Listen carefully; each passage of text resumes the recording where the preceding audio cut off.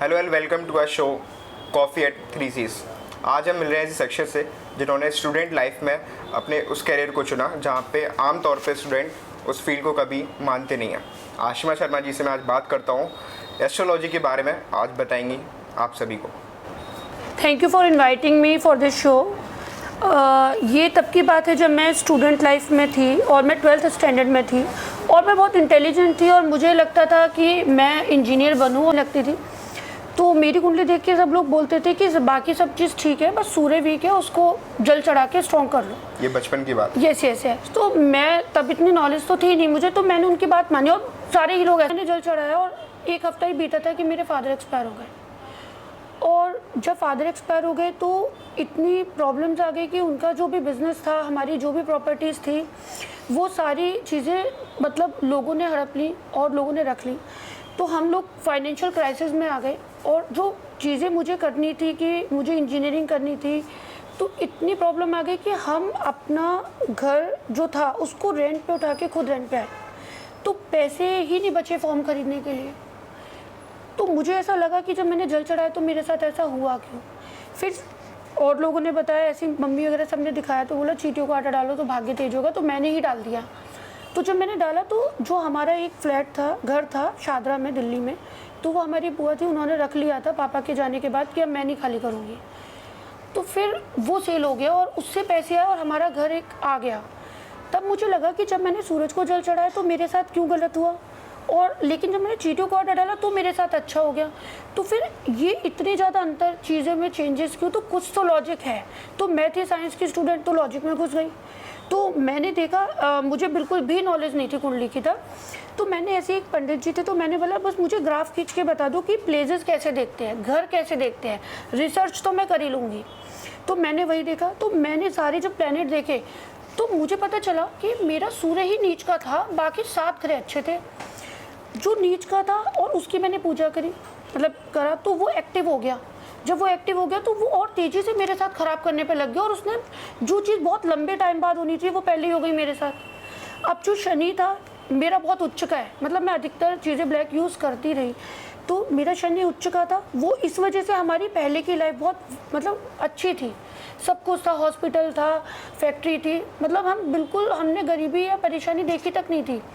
जब मैंने चींटियों को आटा डाला, जब मैंने सर्च की तो पता चला आटा जो सूर्य का होता है और चींटियाँ शनि की होती हैं। तो पहले जब मैंने सूरज को जल चढ़ा के जिस चीज़ को ग्रो करा था और उसने मेरी लाइफ स्पॉइल की, तो जब मैंने चींटियों को आटा डाला तो मेरा जो सूर्य था, आटा सूर्य का होता है, वो नष्ट हुआ दोबारा से, एक बार वो फिर डाउन हुआ और चींटियाँ ग्रो कर गई। चींटियाँ शनि की होती हैं, तो मेरा जो शनि मेरी कुंडली में सब कुछ दे रहा था आज तक बचपन से, वो फिर से डेवलप होना शुरू हुआ और मेरी प्रॉब्लम सॉल्व हुई। तो वहाँ से मेरी इस लॉजिक की खोज और बढ़ती गई। तो मैंने फिर बाकियों की भी देखी। हमारे घर में हनुमान जी की पूजा होती रहती थी। जब सब लोगों की बहन भाइयों की कुंडली देखी तो उसमें साफ ये इंडिकेशन थे कि जब हम बड़े होंगे तो मंगल ऐसी सिचुएशन में है कि हमारे फादर का सब नष्ट हो जाएगा और हमें वो मिलेगा ही नहीं। और हमने उसे बचपन से इतना सींच लिया और हम करते रहे वो पूजा और ख़राब हो गया। वहाँ से मुझे लगा कि यार अच्छी वाली लाइफ ख़राब हो जाती है इन चीज़ों से। तो स्टूडेंट के बात की है। हाँ, तो जब वो सेल हुआ तो फिर मैंने उस पैसों से बीबीए में एडमिशन लिया और वहाँ पर ये चीज़ें मेरी सबको पता चलती गई कि इसे नॉलेज है, फैल गई बात। तो मेरे डायरेक्टर सर ने मुझे बुलाया, मतलब ये समझो कि मेरे पास कॉलेज जाने तक के पैसे नहीं होते थे तब, मैं हफ्ते में 2 बार ही जा पाती थी। ऐसे में लोगों को पता चला, मेरे डायरेक्टर सर ने मुझे बुलाया कि आपको नॉलेज है थोड़ी, मेरी को ये कुंडली मेरे सामने रख दी। मैंने जब वो देखा तो उनके फर्स्ट हाउस होता है शरीर का, उसमें मंगल नीच का बैठा हुआ था उस कुंडली में।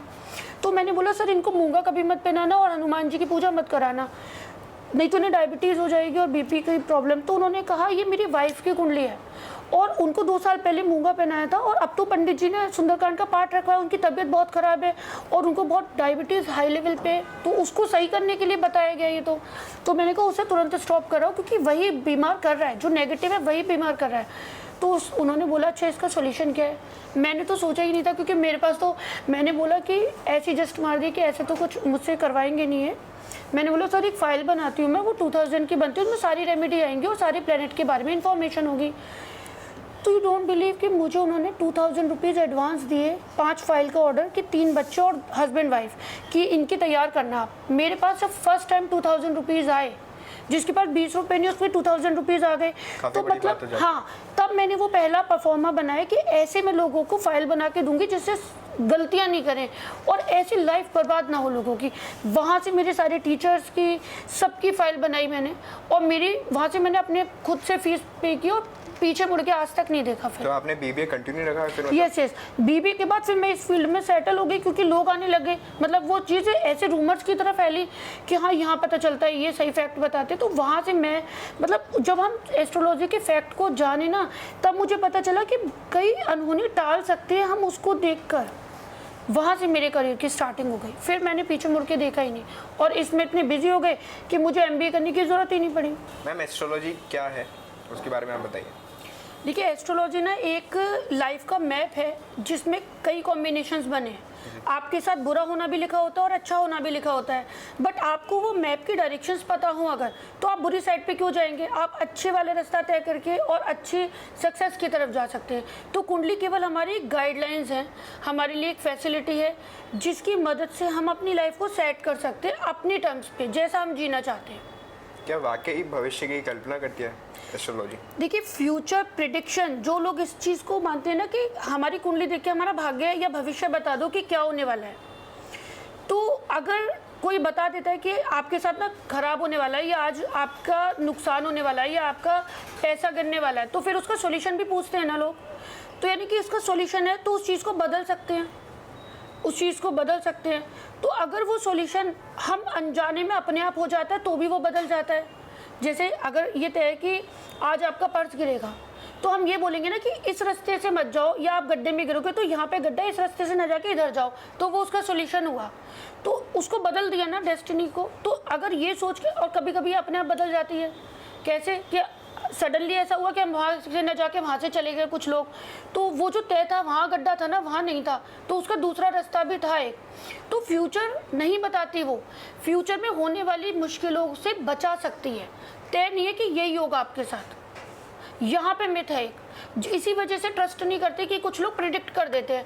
कई बार बुरा योग भी चल रहा होता है, लोग प्रेडिक्ट करते हैं कि मृत्यु योग चल रहा है, लेकिन लोग की तरक्की हो गई होती है, क्योंकि जिस वजह से मृत्यु योग चल रहा है वो कुंडली में एक ग्रह है केवल, लेकिन बाकी जो अच्छा कर रहे होते हैं वो भी वहाँ पे प्रेजेंट हैं। तो कभी कभी क्या होता है, लोग उस बुरे ग्रह को पावर ही नहीं दे रहे होते और अच्छे को पावर दे रहे होते हैं, तो उनकी उस बुरे योग में भी तरक्की हो रही होती है, तो वहाँ पर वो चीज़ झूठी हो जाती है। तो कुंडली एस्ट्रोलॉजी में आप फ्यूचर प्रेडिक्ट नहीं करते हो, ये उसमें कहीं नहीं लिखा कि ऐसा ही होगा। ऐसा हो सकता है और ऐसा भी हो सकता है, दोनों ऑप्शंस होते हैं। अब ऐसा क्यों होगा ये पूछो, और ऐसा क्यों होगा, मतलब अच्छा कैसे होगा और बुरा कैसे होगा। जब आप दोनों जान जाओगे कि हाँ अगर मैं ये काम करूँगा तो बुरा हो जाएगा, तो बच लो। जैसे जस्ट लाइक मैं समझाती हूँ, ये 2 कप है, एक में जूस है और एक में पॉइजन है, ठीक है।